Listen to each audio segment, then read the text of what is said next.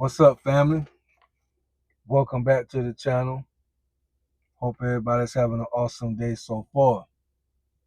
If you need to get a hold of me, ask me a question, want me to cover a topic, review a situation or something that you saw, a video or something a reel, something you want me to put my perspective on, my email address is profx7942@gmail.com.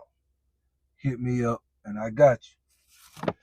This topic today actually comes from an email, so it's a more serious topic, and I want to be serious about it and try to help this young lady and anybody else that may have gone through a similar situation.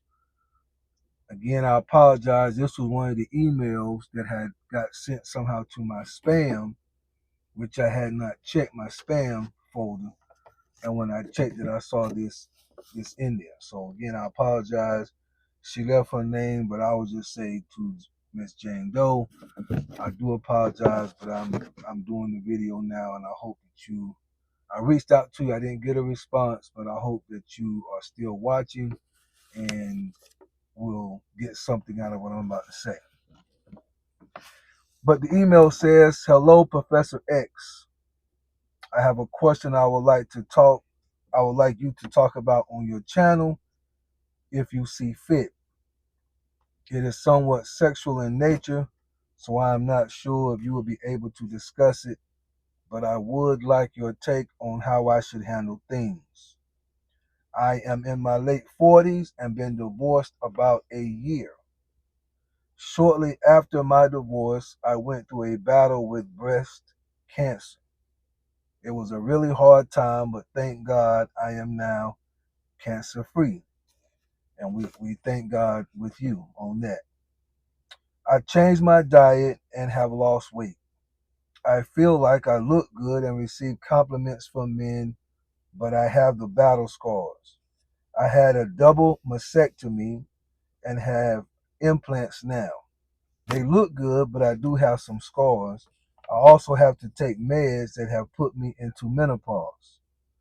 I feel like now that I'm almost healed, I would like to approach dating, but I am very insecure about my scars and don't feel as pretty as I did before.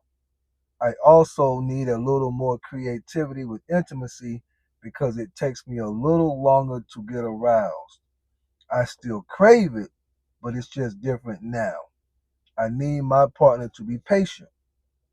I have gone on a couple of dates and there was attraction, but I turned down the idea of intimacy because I was nervous about it. The man said he was fine with the mastectomy and implants, parenthesis, they look natural, in parenthesis. Do you think it is realistic for me to believe I can meet someone who will want me? Do you think men will be turned off, or is this something that men can handle? Do you think I should reveal my past breast cancer diagnosis to people right away or wait a couple days? How do I approach the conversation about what I need in the bedroom? Any insight you can provide would be helpful. Love your honest outlook on things and your channel. Sincerely," and I'm just going to call her Jane Doe. First of all, to the lady who emailed me, I want to say hats off to you, kudos to you, and we celebrate with you for what you have overcome. Sincerely. All of us who have a heart, all of us who root for humanity, all of us who has gone through anything, it don't even have to be the same thing you went through. All of us who's ever had a sick child, who's ever had a bad diagnosis, who's ever had cancer, going through cancer, been through a divorce, is a woman been through cancer, all of that. We celebrate with you for your recovery and what you have endured and the fact that you are still championing and moving forward. Let me get that out the way. I salute you. I celebrate you. You're strong in my sight, and I'm sure you're strong in the sight of those that will watch this video. I had a cousin that she's passed away, going on. When she was in her 20s, she was diagnosed with lupus. And at the time, she was dating a guy. And when she got the diagnosis, he was honest enough to say, this is beyond something that I'm able or willing to handle. And they broke up. Seemed like that would be, of course, a sad situation. She met a guy while she was dating this guy. There was another guy that ended up marrying her. I'm gonna go ahead and say his name was Jimmy. Jimmy saw my cousin and said to somebody, "Is she single? What's her status? She belongs to me. She's supposed to be with me." At the time, she was dating, but it wasn't long after that she was free. Jimmy approached her, of course. They got married, and knowing she told him up front about the situation. He didn't care. He knew that she was supposed to be his wife. When I tell you, to this day, and I'm not just saying this for this topic, I have told people this before, on everything that I really love and stand on, I have never seen a man treat his wife the way Jimmy treated my cousin for 20 something years while they was married.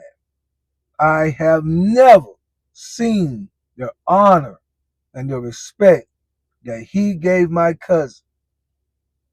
A year or so before she finally passed, it was like 2 years ago or so, he took her on a trip. I forgot where they went, but somewhere international. Somewhere she always wanted to go. In a wheelchair and all. Her body was getting weak. Like I said, this was in her 20s, and if y'all know anything about lupus, the life expectancy, it really messed with you. She made it beyond what anybody thought into her 50s. And he took her international, might have been Hawaii, somewhere like that, somewhere nice, and they enjoyed themselves. I've never seen it. So I said all that to say this, and I'm just being open and upfront. You email me, I'm going to tell you how I see it. Hopefully this helps. Some men will be turned off. That's just the bottom line. Even though you're in your late 40s and you're going to be dating guys probably somewhere in that age group, some men will be turned off. A lot of men have never really had to deal with real life. They could be maybe have been single for so long, maybe got divorced before their wife started going through some of these things. Maybe they're just caught up in the fantasy and the image of looks. Everything has to be a certain way. Some men will be turned off by it. But here's what you got to know. Those are not the men for you. You're not going to, if every man knew your story. So I just want to go ahead and get that out the way. Let's just go ahead and deal with the elephant in the room that you may struggle with. No, every man not going to want to deal with that. You're absolutely right. They're not. Every man's not. Those men are not the one for you. There are men out there that when they would hear your story, they would see the bravery beyond just the physical beauty that you probably have. Because if you said, you still feel that you look nice, that tells me that your confidence, you're getting, compliments from men and different things that tell me you're probably a nice looking woman. There are men that if they knew your story beyond it, beyond your looks, they would see the bravery of this woman. That part is attractive. If they knew your story, they would say this woman is a warrior. Okay? This woman knows, especially around 50 years old, that's what we want. This woman knows how to endure. This woman knows how to go through something, probably for the most part alone, because you was divorced when you got the diagnosis. And that means that the whole process, if anybody was there, and I'm just assuming, but we can assume your ex-husband wasn't there with you.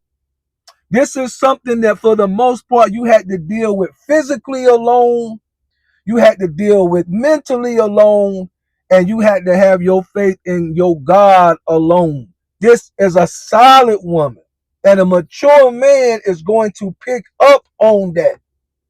A mature man that don't mind your story is going to pick up on the fact this woman is solid. So men, there will be a decision to make, hypothetically. Do I take a woman that has had no issues in her body, but she may not be able to survive the hell that life can bring? Because at some point we all will have some type of issue going on. And it may not be physical, but life is going to hit us one way or another. Loss of a job, loss of a child, physical loss, whatever. And we want to know that we are with somebody that can endure. That's you. That's women like you. That's men like you. So you're not going to be for everybody. But for the mature man, he's going to want a woman like you. And then let me say this too. Real intimacy, when we're talking about maybe finding someone who can understand what's going on and be close to you and don't mind certain things. Real intimacy is actually being safe. And it's being safe enough with the person to be vulnerable with that person. That's what real intimacy is anyway. Is I'm into this person, but I also feel safe with this person. So a man that can allow you to feel safe and secure, you're gonna allow yourself to be vulnerable with, and that's gonna give you real intimacy. See what I'm saying? You are actually in a good place to get what a lot of women will not get, because you have a real story that he's going to have to deal with, that he's going to have to, it's going to force him to cause you to be secure in him and feel safe with him before he gets your story. Once he gets your story and y'all are good and he's able to rock with it and know, y'all go through all of that, now you have real intimacy. But I would say don't lead with it. No, don't lead with it. The first couple of dates, just enjoy the date. Go out, have fun. Go out on a couple of dates, let trust build. As trust builds, then you'll know what to do. But the first couple of dates, you just go out and have a good time. Don't worry about none of the other stuff. You just going out, have a good time. You're gonna treat the date with the date as dates are supposed to go. You date, you have a good time. You let trust build. As you feel safe, then you open up to him and tell him about your situation. But when you tell it, make it personal, as if it's a part of your journey, as it is. So you're not telling it like, oh yeah, by the way, let me tell you, and then you reading off like you reading off a medical chart. I had this done, I had that done, I had this done, I had that done. They took this off, they took that off. They put no. When you tell him, because you already gonna feel close to him, then you tell him the situation as it's a part of your journey.